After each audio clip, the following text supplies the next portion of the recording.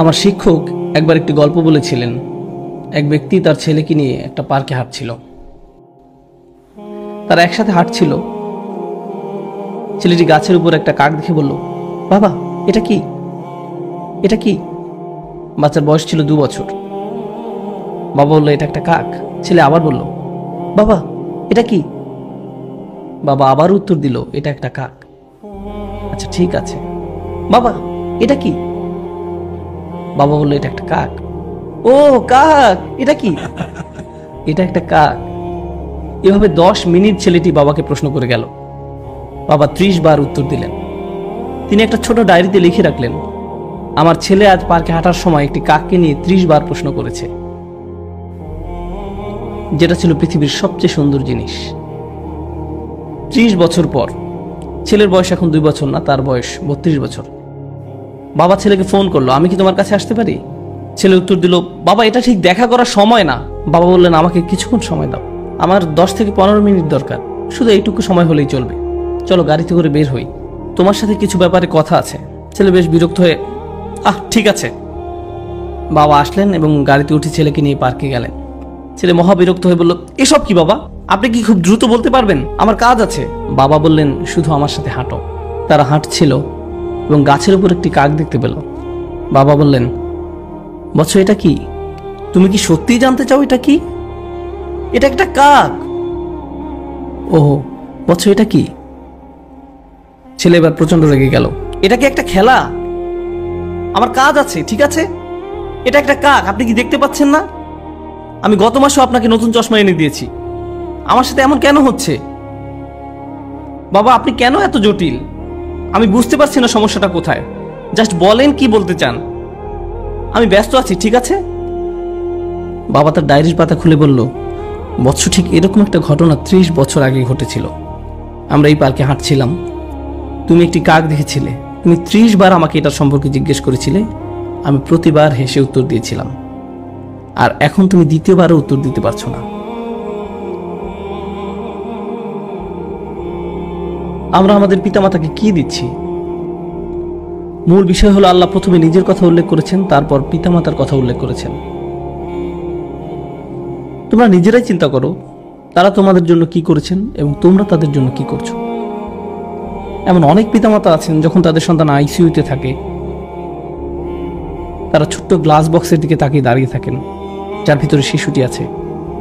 দিন রাত 24 ঘন্টা হাসপাতালে শুধু দাঁড়িয়েই থাকেন, কখনো বসেন না, শুধু দাঁড়িয়ে থাকেন। ভেন্ডিং মেশিনের খাবার দিয়ে তাদের জীবন চলছে। আর ঠিক এই সন্তানই বড় হলে ফোন করে খবর নেওয়ারও সময় হয় না। কত মা তার সন্তান ভূমিষ্ঠ করতে মৃত্যুর কাছাকাছি চলে যায়, আর এখন তার ফোনের উত্তর দেওয়া অনেক কঠিন হয়ে পড়েছে। আর এখন তাকে কি দিচ্ছেন? সারাদিন 2 মিনিটের মতো সময়। তাকে কিছুটা গুরুত্বপূর্ণ ভাবতে দিন। এটা কতটা অন্যায্য যে আপনি তাদের নিকট ছিলেন সবচেয়ে গুরুত্বপূর্ণ, আর এখন তারা আপনার কাছে গুরুত্বহীন। এটা কতটা ন্যায় বিরুদ্ধ। তারা এই যন্ত্রণা প্রতিদিন বয়ে বেড়ায় যে আমি আমার সন্তানের কাছে কিছুই না, আমি তাদের কাছে কিছুই না, আমি তাদের কাছে মূল্যহীন, আমার জন্য তাদের হাতে কোনো সময় নেই। কোনো কিছু আপনার কাছে মূল্যবান মনে হলে তাতে আপনি সময় দান করেন। বেশিরভাগ ক্ষেত্রে এই সময় আমরা পিতামাতার কাছ থেকে দূরে সরে থাকতে চাই। আপনি আপনার বন্ধুদের সাথে থাকতে চান, নিজের মতো করে থাকতে চান, মাতা পিতার সাথে থাকতে চান না। এই বদ অভ্যাসটা আপনিই বাড়তে দিয়েছেন, আর সময়ের পরিক্রমায় এটা আরো খারাপ হতে থাকবে। আমাদের পিতামাতা অনেক অনেক বেশি আবেগপ্রবণ, তারা খুবই রক্ষণাত্মক।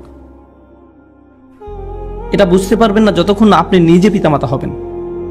আপনার বয়স 60 হলেও আপনি তাদের কাছে শিশু। তারা এখনো স্মরণ করতে পারে আপনার ময়লা ন্যাপকিন পরিষ্কার করার কথা, আপনাকে দুধ খাওয়ানোর কথা, কিভাবে ঢেকুর তুলেছেন, পিছনের সিটে বসানোর পর কিভাবে আপনাকে পরিষ্কার করেছে, খাইয়েছে। আপনি স্মরণ করতে পারেন না, কিন্তু তারা পারে। আমার সন্তান এটি মনে রাখবে না। গাড়িতে বসা অবস্থায় আব্বু টয়লেটে যাবো, টয়লেটে যাবো, টয়লেটে যাবো, হঠাৎ করে সে চুপ হয়ে যায়। আমি বললাম, জানালা নামিয়ে দেয়, এখনই সময়।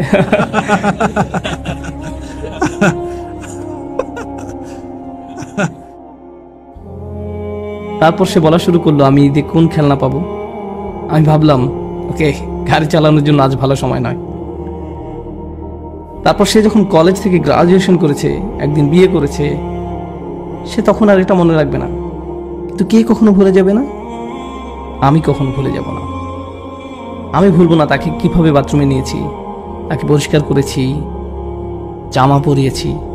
সে বলেছিল, আব্বা এই স্পাইডারম্যান পোশাকটা পরিয়ে দিন।